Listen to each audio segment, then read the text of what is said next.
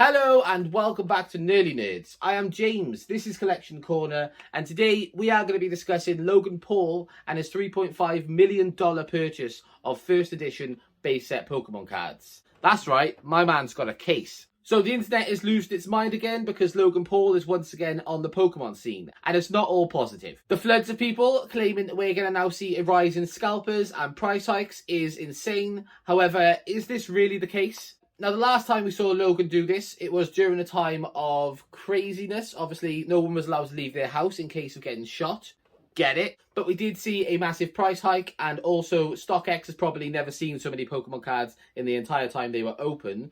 But is this going to happen this time? Now, as someone who is invested in Pokemon cards, not only monetarily, but also it's kind of taken over my life right now, I've been focusing on the prices of products like a hawk over the past 6 months. Obviously, this channel isn't the biggest channel. We're very small, so I can only afford very minimal things. So I have to be very choosy on what I spend my money on. So I'm constantly checking out products, checking out prices to make sure that I can afford either the newest stuff or at least something that's really interesting. So over the last few months, I have seen a difference in prices, especially with booster boxes, ranging from around 140 and finding their way slowly creeping down. If you look at Battle Styles came out and went down to around £90 for a booster box. Chilling Reign, very similar, went down to I think about 105, maybe 100.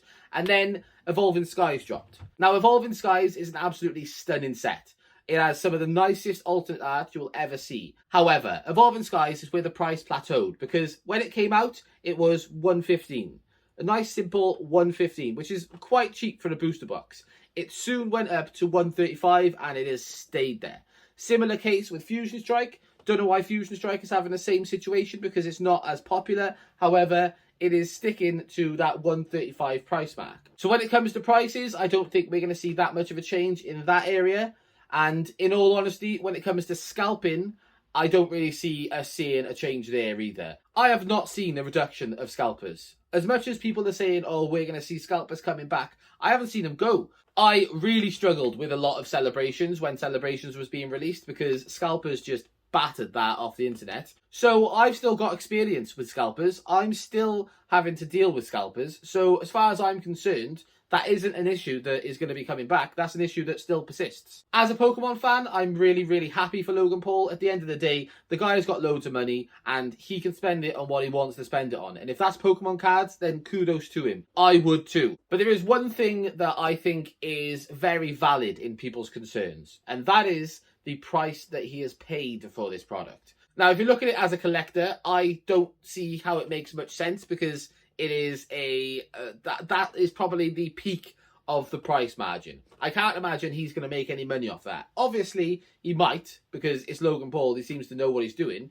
But he's given away one of the boxes, which I think is great. I think it's outstanding. But he's only given it to his US fans. I understand. I'm not bothered. But US fans, be very grateful because you guys have a chance of winning a pack from this box. So that's pretty sick.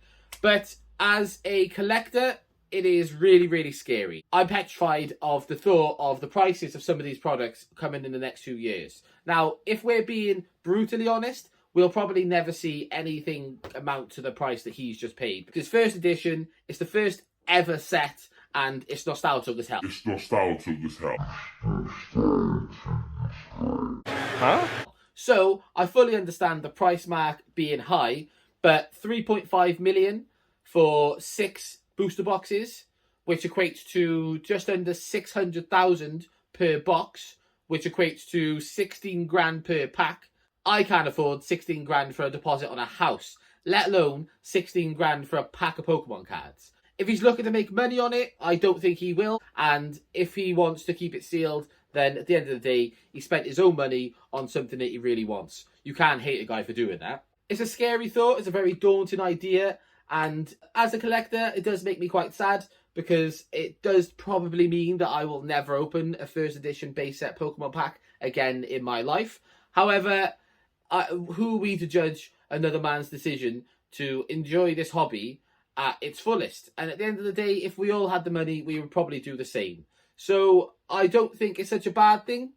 It's not a positive thing. I don't really know where it lies. At the end of the day, if you're looking at it as a collector, you've got to sort of give props to Logan Paul, because he's clearly taking collecting to that next level, and you've got to give him props on it at the end of the day. To own the only case of sealed first edition booster boxes, you've got to be envious of that. So good luck to Logan Paul and all of his pulls. Good luck to everyone entering his live stream, and hopefully you guys get yourselves a Charizard, Venusaur or a Blastoise, one of the big hitters. And yeah, absolutely mental amount of money, but what a time we live in, eh? If you enjoyed that video, why not subscribe? If you enjoyed that video, why not subscribe? It'll help me and Natty continue to do the work that we're doing, and hopefully you'll enjoy it. Thanks!